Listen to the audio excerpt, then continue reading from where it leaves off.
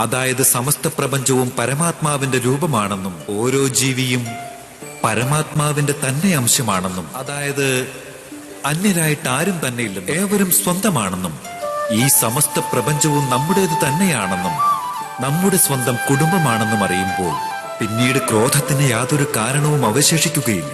സമസ്ത സംഘർഷങ്ങളും സമസ്ത ശത്രുതയും സമസ്ത പ്രതികാരങ്ങളും നശിക്കുന്നതായിരിക്കും.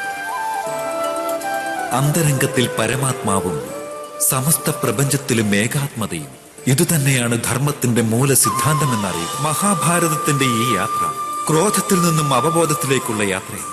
നാനാത്വത്തിൽ നിന്നും ഏകത്വത്തിലേക്കുള്ള യാത്രയാണ്. ഈ ഭൂമിയിൽ വസിക്കുന്ന മനുഷ്യരാശികൾ എത്ര കാലമാണോ ഈ മഹാഭാരത കഥയെ അവരവരുടെ സ്മരണയിൽ സൂക്ഷിക്കുന്നത്, അത്രയും കാലം ഇത്തരം വിനാശങ്ങൾ പുനരാവർത്തനം ചെയ്യുകയില്ല. ഒരു വിധത്തിലുള്ള ശക്തിക്കും ഈ മഹത്വത്തെ വസ്ത്രാക്ഷേപം ചെയ്യുവാൻ സാധിക്കുകയില്ല.